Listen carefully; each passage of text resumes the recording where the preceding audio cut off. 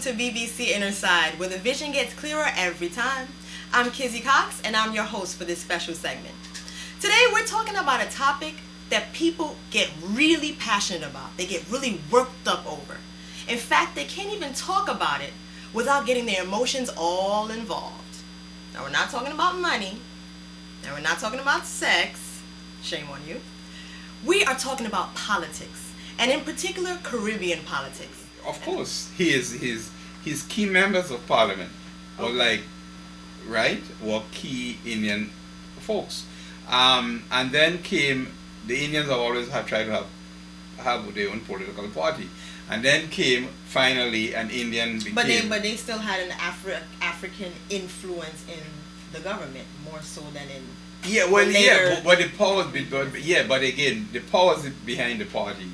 The people who contribute to the welfare financially to the party, it was perceived because it's the PNM consists mainly of people of African origin that it was just African in the party. Mm-hmm. But Wiley Street had the majority, but it was what people did not perceive. If you were to look at all of William's government, all his cabinet, right, you will see that his key movers and shakers, his key people who give money were basically from East Indians. Mm-hmm. Then came a time in recent memory when a man named Pandey became the prime minister, mm-hmm, and he became the first prime minister of East Indian origin. Right. Well, obviously this is politics, and he by any means necessary you want to win. Mm-hmm. So obviously he would have appealed to the East Indians.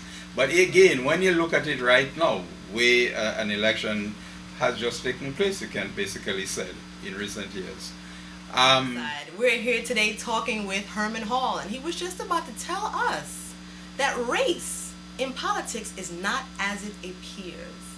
Welcome back, Mr. Hall. So you were about to say something that there's really a leader of his party. So let's put it this way. I'm not saying that there is not racism in Trinidad or in Guyana or in the Caribbean. Mm-hmm. I mean, even in Barbados, yeah, people will deny it, but it's there. Mm-hmm. Okay.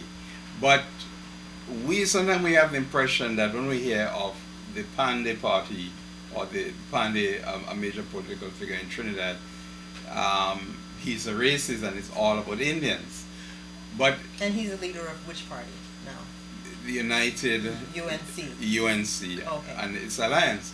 But right now, interestingly enough, the co-leader is the man who took Trinidad and Tobago into the World Cup. Well, he's a big man in the World Cup of soccer. Mm-hmm. A man named Jack Warner. Okay. Now in Grenada, some of the viewers may find it insulting, but when I was growing up in Grenada, they used to describe if somebody is dark skinned as opposed to someone who has light skin, they will say he's black like tar. Mm-hmm. And if you listen to any of the old calypsones, or they will say he's black as Congo, mm-hmm, meaning he's jet black, yes, right? Yes. So if you look at Jack Warner, mm-hmm, he's now co-leader of the UNC with Pandey.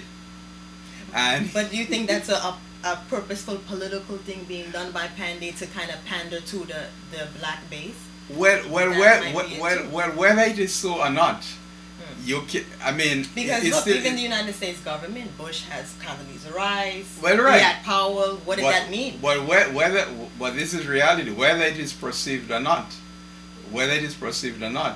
then the PNM, the People's National Movement, in the recently held elections, they have more candidates of East Indian origin. So what you really have beginning to happen in Trinidad, I think when the history of party politics in Trinidad is written, I think historians of the future will say 2007 was a symbolic year with the elections of 2007. Because in the elections of 2007 in Trinidad and Tobago, regardless to which party came into power, both parties made moves to capture leaders from the other race as candidates. So the PNM had an unusually higher amount of East Indians competing. And then Panda's UNC had an equally amount of people of African origin, if you want to use that word, in their party. So I think what we are seeing in Trinidad is the coming of a time where both parties, maybe 20 years from now, but you may say, historians may come back and say the two parties will have same amount, equal amount of people from both races. Now, whether they are pandering, whether it's politics, that I couldn't say. But when one hears about race in Trinidad, then you have to look about of Calypso. You go to Trinidad to a Calypso tent. Mm-hmm. You see Indians performing, you see everyone performing, you don't hear race. As a matter of fact, but it's always a underneath kind of thing. Whenever something comes up, suddenly race is right there. Well, we tend to go the first thing on race. Mm-hmm. I mean, take Gypsy. Gypsy is one of the top Calypsonians. Mm-hmm. Gypsy is a top, one of the best Calypsonians ever. And he ran, much to the displeasure, as a UN on the Indian party at the UNC. And and I use the word Indian quote unquote because the so-called Indian party have quite a number of Africans running, and as I said, the co-leader of the party presently is Jack Warner. So you see, so I think it's more or less the perception without people quite understanding it. But apart from that, what I think is more exciting, when I said in the Caribbean people look at politics in an exciting manner as like it's a sporting event. No, as how they look forward to Christmas. Okay, it's but I'm talking about elections. Okay. And that is where everything comes in handy. Right. Elections in the Caribbean. These are exciting times whenever there is an election. Okay. I mean, mm-hmm. So while we're on the topic of elections, in general, you actually had a very interesting theory when we were talking earlier off camera. You said that there was a way for you to kind of predict which party could win, because something about a fractured party could never win or something like that. What was that theory? I found it interesting. Well, it's very easy. Well, let's put it this way. The islands are small, and virtually every year there's an election. Mm-hmm. And Caribbean folks take their election very, very, very serious. I mean, whether the election is fair or not, yet people take their election very, very serious. And then election becomes like a hobby. So when there's an election in Jamaica, don't think the man in Barbados is not following that election. He's following like a horse race. And if there's an election in Barbados, the man in Trinidad and Tobago is following it very, very, very, very close. And elections in the Caribbean are very, very exciting. Apart from, with the exception of Jamaica, because everyone knows elections in Jamaica are associated with violence. Although the last election, where in 2007 there was a change in government, the proportion of violence as a result of election was nothing as compared to other times. But in the other islands, elections are very, very almost perfect, friendly, and it is what you call fete. It's like Christmas. People look towards election to drink rum, to eat rice and peas, to eat roti. Election is a party, it's a fete. They look forward to it. As a matter of fact, in the 90s and in the early 21st century in Trinidad, 2000, 2003, 2004, 2000 and so forth, between the PNP and the UNC, there was about 3 or 4 elections in Trinidad within 2 years of it because it was so tight among the political parties.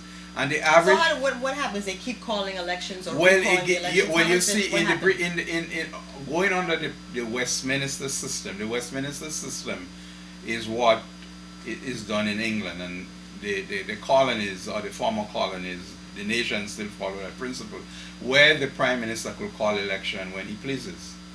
Unlike the American system, where you have to wait for 4 years, right. And you have to you impeach the person, even if you think, the only hope, that's the only way you could have it. But so the prime minister could call election when he or she believes that it's in his interest to call election.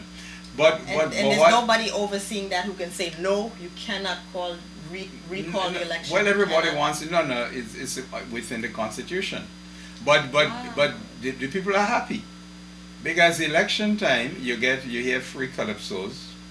You go to public meetings, which is theater. I have to go. You know, it really is live in theater. the Caribbean and see this for myself. Elections in the Caribbean. I can Elections. imagine. Do you remember the Caribbean is tropical? There is no such thing as winter, right? So people don't listen to elections in the Caribbean on television. Well, you do have television now.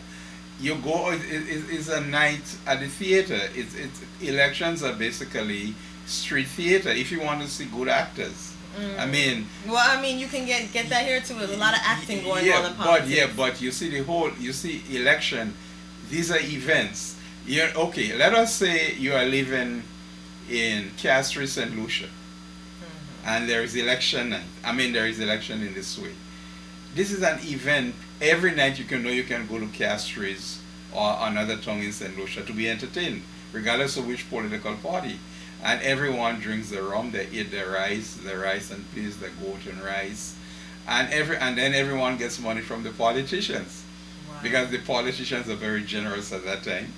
Because they want your vote. They want your vote, right? And so forth. And even though the politician may be getting the money from outside of the country, he may be selling his soul and the entire country so that he could win. So elections in the Caribbean are very exciting, especially. In 2007, 2008, 2009, even though we're speaking about 2 years from now, but elections are extremely exciting. Let us take the recently held elections in Jamaica, which was held in 2007. After almost 18 years, the Jamaica Labour Party got back into power. Okay. Because the other government, the People's National Party, were in power for 18 years. Okay. And the election was very, very... But that's not unusual. Sometimes one party keeps winning and winning. Well, no, it's unusual. It is unusual. It's unusual. Okay. Countries like Barbados and Jamaica in particular, where you actually have two very good, strong parties since before independence. Both parties usually stay in office for normally 2 terms. But in the case of Jamaica, the only reason the PNP, the People's National Party, remained in power for 18 years really had nothing to do with so much with the success of that particular party. It had to do with the division within the other party, which was the Jamaica Labour Party. Oh, okay. Right. So they couldn't get together enough to muster up the... Well, no, with the Jamaica Labour Party was headed by Edward Seaga. He became Prime Minister in the very early 80s, 1980. I actually covered that election.